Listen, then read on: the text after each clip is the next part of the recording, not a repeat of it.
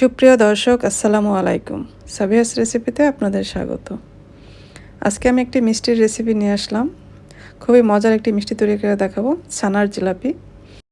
মিষ্টিটা দেখতে যেরকম সুন্দর হয়েছে, খেতেও কিন্তু খুবই মজার হয়েছে। আর এটা এতটাই নরম তুলতুলে হয়েছে, একদম দোকানের মতো। আশা করছি আজকের রেসিপিটি আপনাদের ভালো লাগবে।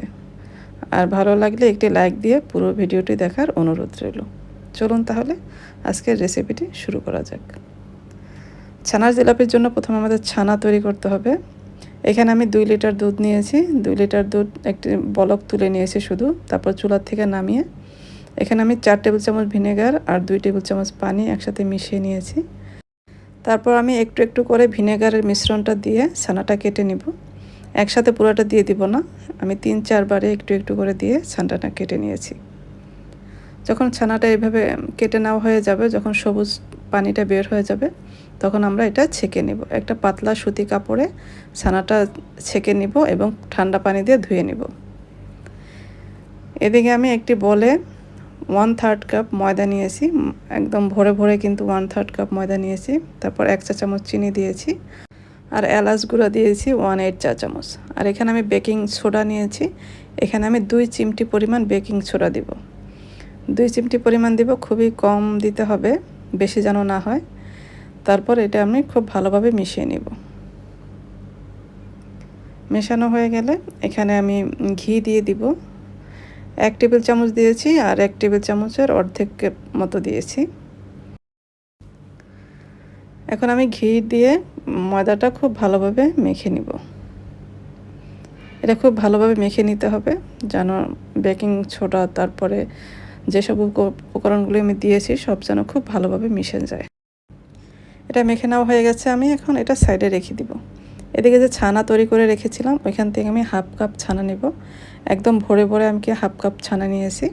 কারণ ছানাটা আমি একটা বড় ছড়ানো পাত্রে নিয়ে নিলাম, যেখানে আমি ছানাটা মেখে নিতে সুবিধা হবে। তারপর ছানাটা এভাবে ডলে ডলে একদম সফট করে মেখে নিতে হবে। এইভাবে ডলে ডলে একদম ছানার মধ্যে যেন কোনো দানা দানা ভাব থাকে না, একদম মিহি হয়ে যায়, এরকমভাবে এটা আমরা মেখে নিব।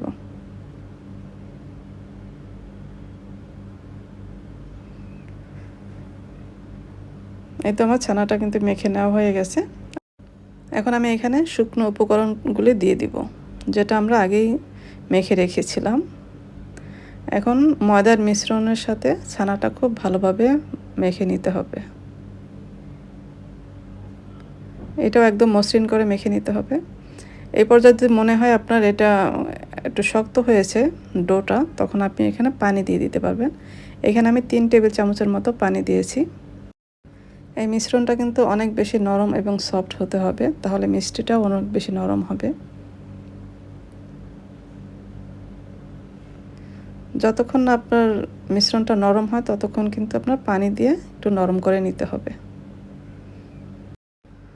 এই তো আমার এটা মেখে নেওয়া হয়ে গেছে। আমি এখন এটা 15 থেকে 20 মিনিটের মতো রেস্টে রেখে দিব। এখন আমি মিষ্টির জন্য শিরা তৈরি করে নেব। এজন্য এখানে 4 কাপ পানি দিয়েছি আর 3 কাপ চিনি দিয়েছি। এখন এটা আমি জাল করে শিরা তৈরি করে নিব। এটা খুব বেশি জাল করতে হবে না, এটা 2-3টা বলক আসলেই আমাদের শিরাটা তৈরি হয়ে যাবে। এখন আমি ছানার জিলাপিগুলি বানিয়ে নিব। এখান থেকে আমি কিছুটা ডো নিয়ে তারপর এইভাবে লম্বা করে একটু রশির মতো বানিয়ে নিব।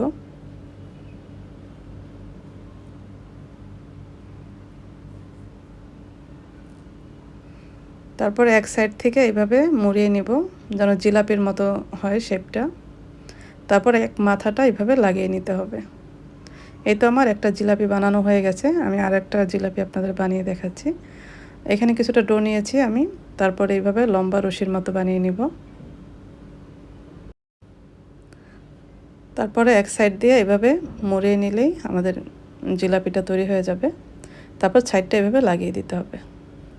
এই তো এইভাবে আমি সবগুলি জিলাপি বানিয়ে নিয়েছি। এখন আমরা এটা ভাজতে চলে যাব। চুলায় আমি তেল গরম করতে বসিয়েছি। তেলটা খুব বেশি গরম করা যাবে না, একটু হালকা গরম হয়ে আসলে আমি জিলাপিগুলি দিয়ে দিব।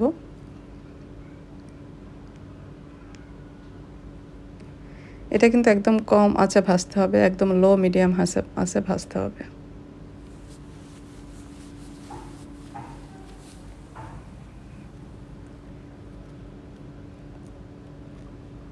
কিছুক্ষণ পর দেখব আমরা জিলাপিগুলি একদম ভেসে উঠেছে, তখন আমরা এটা উল্টে দিব। তারপরে এভাবে উল্টে পাল্টে একটু সময় নিয়ে ভেজে নিব। যখন সুন্দর একটি কালার চলে আসবে আমার পছন্দ মতো, তখন আমি এটা নামিয়ে নিব। এই তো জিলাপিগুলি আমার ভাজা হয়ে গেছে, আমি এখন তুলে নিব। এখান থেকে সরাসরি আমি গরম শিরায় এটা দিয়ে দিব। শিরাটা কিন্তু হালকা গরম আছে। এখন আমি জিলাপিগুলি শিরার মধ্যে একটু উল্টে পাল্টে দিব। তারপরে এটা আমি ঢেকে আরও রান্না করব 10 থেকে 15 মিনিট। এখন এটা ঢেকে দিব, ঢেকে 10 থেকে 15 মিনিট রান্না করব। আমি 10 মিনিট পরে ফিরে আসলাম। এই তো জিলাপিগুলি কিন্তু আমাদের দেখেন ফুলে একদম অনেক বড় বড় হয়ে গেছে। এখানে আমি একটু উল্টে দিব। এটা আমি ঢেকে 3-4 ঘন্টা রেখেছিলাম। 4 ঘন্টা পরে ফিরে আসলাম। দেখেন জিলাপিগুলি একদম রস খেয়ে কতটা বড় বড় হয়ে গেছে, আর দেখতেও কিন্তু মাশাআল্লাহ অনেক বেশি সুন্দর হয়েছে। আর খেতেও কিন্তু এটা অনেক বেশি মজার হবে, একদম দোকানের মতো। এই তো আমার তৈরি হয়ে গেল খুবই মজার ছানার জিলাপি। আশা করছি আজকের রেসিপিটি আপনাদের ভালো লেগেছে, আর ভালো লাগলে লাইক, কমেন্ট এবং শেয়ার করে দিবেন। যারা আমার রেসিপিগুলি ফেসবুক থেকে দেখেন, পেজটি ফলো করার অনুরোধ রইল। আর যারা ইউটিউব থেকে দেখেন, চ্যানেলটি সাবস্ক্রাইব করার অনুরোধ রইল। সবাই ভালো থাকবেন।